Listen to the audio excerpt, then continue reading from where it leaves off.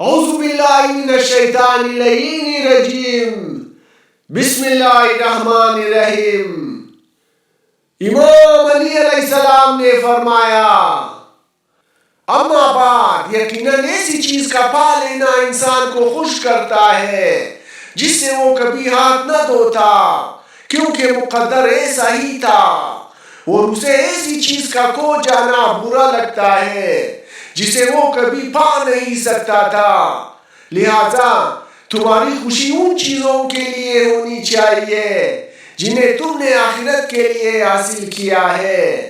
اور تمہارا فکر بھی انہی اشیاء کے لیے ہونا چاہیے جو آخرت میں کام آنے والی ہو، اور تم نے انہیں کھو دیا۔ تمہارا خوشی ان چیزوں کے لیے ہونا چاہیے جنہیں تم نے آخرت کے لیے بیچ دیا ہے، اور تمہارا فکر بھی انہی چیزوں کے لیے ہونا چاہیے جنہیں تم نے چھوڑ دیا ہو، اور تمہارا سارا دھیان موت کے بعد والی اشیاء کے متعلق ہونا چاہیے۔ مومن کا خوشی اپنے رب کی اطاعت اور اس کا غم گناہ کرنے پر ہوتا ہے۔ اس اللہ کی قسم کہ جس کی سماعت تمام آوازوں کا احاطہ کیے ہوئے ہے، جو بھی کسی دل کو خوشی بخشتا ہے، اللہ اس کے لیے اسی خوشی سے ایک لطف کر دیتا ہے،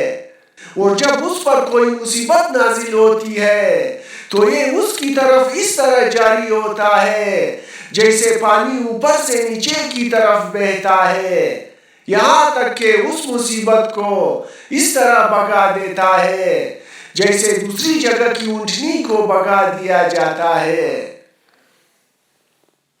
خوش بختی ہے اس شخص کے لیے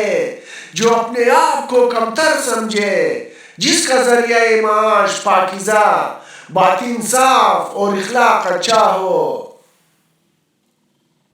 اس دن کے لیے عمل کرو جس دن کے لیے تمام چیزوں کا ذخیرہ کیا جاتا ہے،